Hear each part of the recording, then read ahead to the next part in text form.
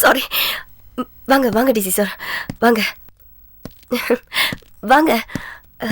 இல்ல calling bell கூட அடிக்காம திடீர்னு அதுவும் ஸ்ட்ரைட்டா கிச்சனுக்குள்ள வந்து நிக்கவும் நான் வரக்கூடாதா? அதுவும் உங்க வீடு.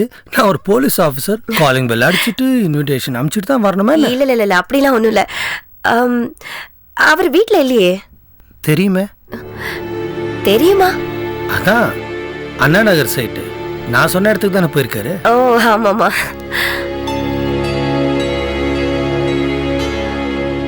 வீட்டுக்கு விருந்தாளி வந்திருக்கேன், காஃபி டீ ஏதாவது சாப்பிடுறீங்களான்னு பாத்தீங்களா? ஒவ்வொரு தடவையும் நீங்க வரும்போது நான் கேட்பேன், நீங்க வேண்டாம் வேண்டாம்னு சொல்வீங்க.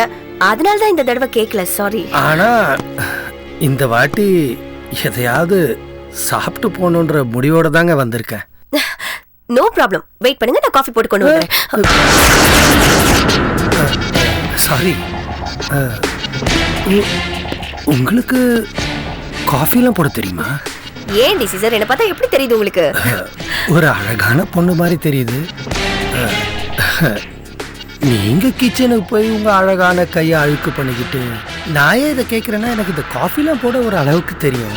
நானும் வந்து உங்க கூட ஹெல்ப் பண்ணுவேன். அதுக்கு தான். நீங்க எனக்கு ஹெல்ப் பண்றது இருக்கட்டும், முதல்ல உங்க வைஃப்க்கு நீங்க ஹெல்ப் பண்ணுவீங்களா? அவங்க நல்லா காஃபி போடுவாங்களா? அவளுக்கு அது மட்டும் தாங்க தெரியும்.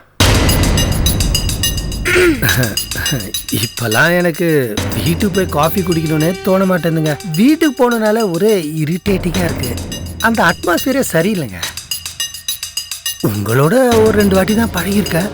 ஆனா கார்ல ஏறி உங்களை பார்க்க வர நினைக்கும் போது மனசுல ஒரு படப.